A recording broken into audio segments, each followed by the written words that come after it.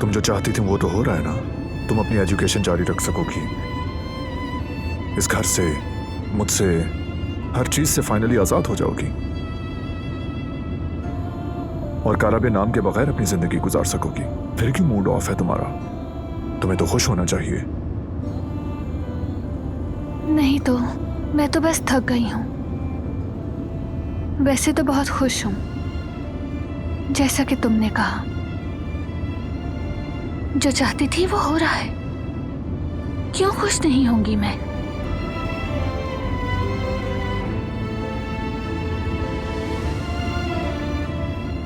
तो तुम इसलिए परेशान हो कि ये प्रोसेस थोड़ा लंबा है।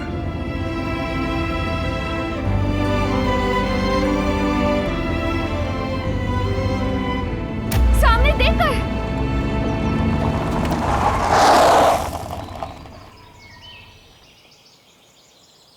तुम ठीक हो? चोट तो नहीं लगी?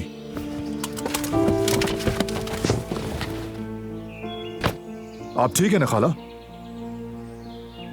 यहां क्या कर रही हैं आप? देख कर चले, अभी गाड़ी से टकरा जाती हैं आप।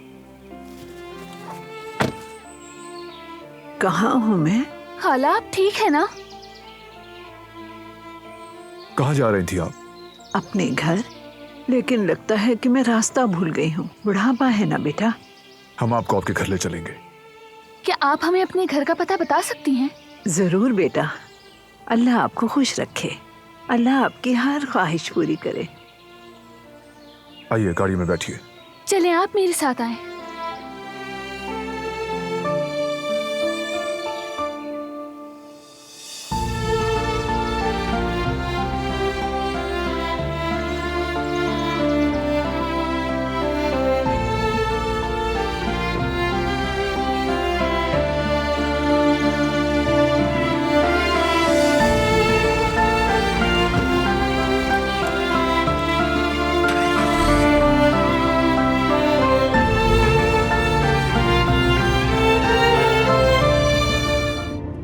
मुझे बाहर बहुत देर हो गई है, मेरा शौहर इंतजार कर रहा होगा। आप बिल्कुल भी फिक्र ना करें, हम जल्दी आपको आपके घर पहुंचा देंगे।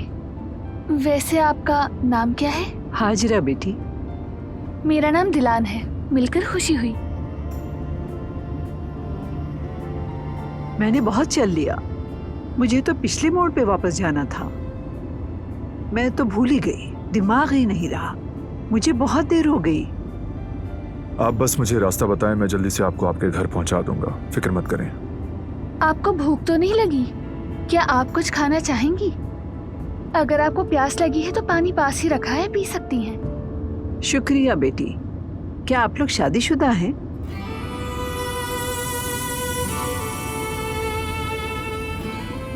अंदाजा लगा लिया था, नई नई शादी हुई है। जी हाँ।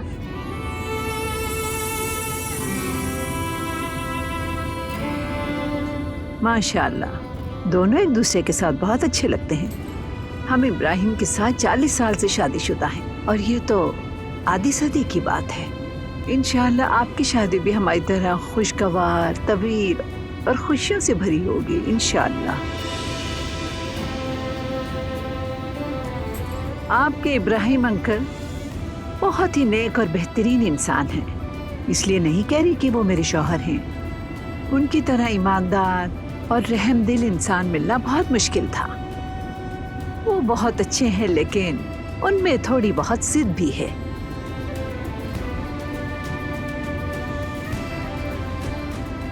अब मुझे देर हो गई है ना, देखना नाराज हो जाएंगे।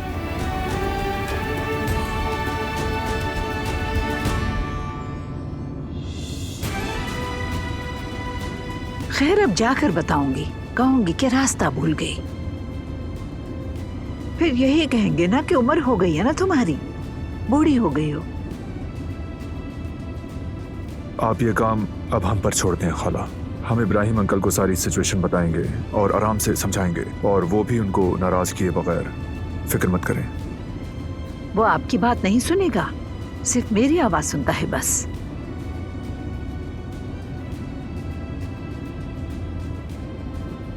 ऐसा क्यों?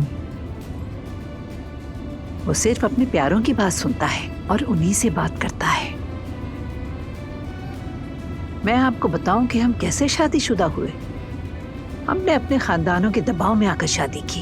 हमने कभी भी ये नहीं चाहा। हम एक दूसरे से नफरत करते थे।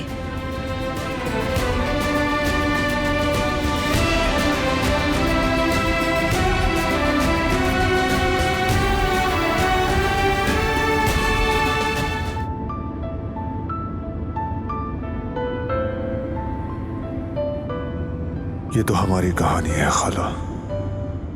कितनी जानी पहचानी, जैसे बारान की कहानी बयान कर रही हूँ, लेकिन इनकी कहानी खुशगवार इख्तिताम पर खत्म हुई है।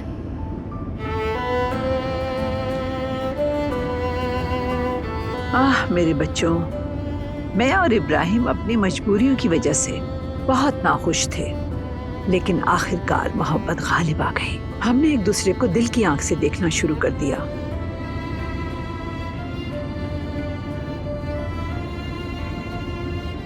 लगता है आप दोनों में कोई नाराजगी है।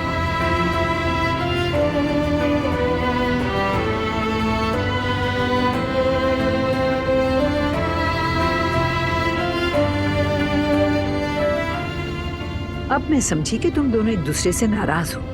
अपने दिल की आंखों से पूछो। याद करो कब तुम दोनों ने एक दूसरे की खूबसूरती को दिल की आंखों से देखा था। तुम बताओ बेटा, तुमने मेरी खूबसूरत बेटी को दिल की आंख से कब देखा था?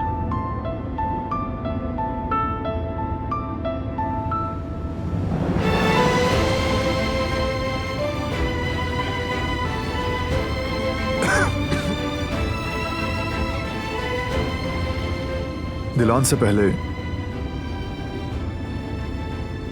मेरे दिल में नफरत की एक बहुत मजबूत दीवार थी, और दिलान कैदी थी मेरी।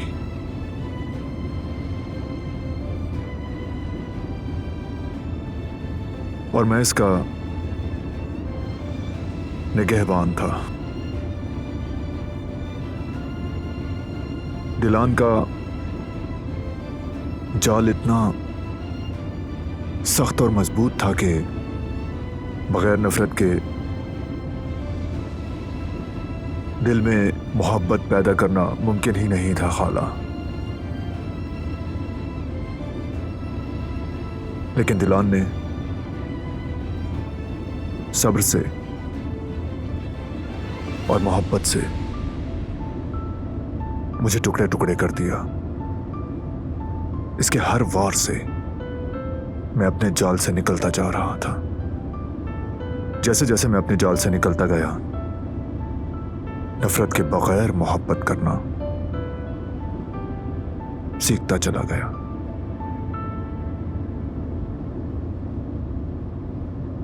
लेकिन हर बार इसने मुझे यह सिखाया, बगैर शर्त के मोहब्बत करना किस कदर अजीम एहसास है। बावजूद इसके कि हम जहन्नुम में जी रहे थे, इसकी फैमिली ने जो कुछ किया, इसने मुझे दिल की आंखों से देखना सिखाया। और दिलान अब मेरी कैदी नहीं है।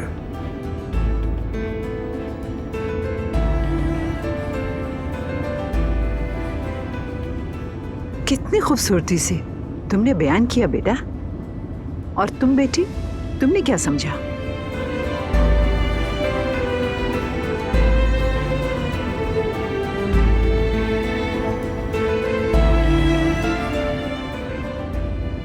तुम दिल की आंख से जो कुछ देखती हो वही बताओ बेटी।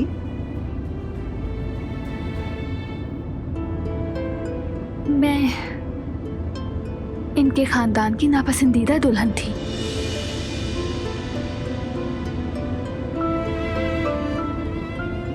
जैसा कि इसने कहा, हमारे दरमियान एक नाकाबिले अबूर नफरत थी। मेरे लिए काराबे का घर एक कैद खाना था। बारान भी शुरू में मेरा निगहबान था, लेकिन फिर मैंने समझा कि बारान भी मेरी जैसा कैदी था।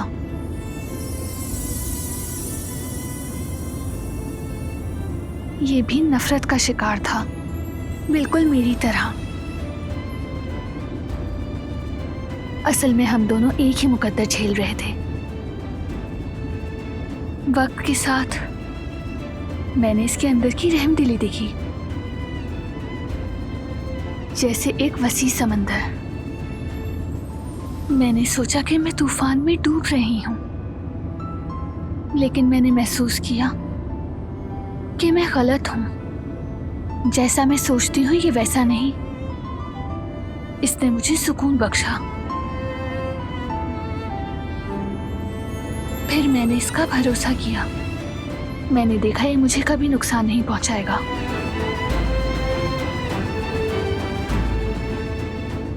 वक्त के साथ मैं समझ गई कि हम दरअसल एक दूसरे के साथी हैं।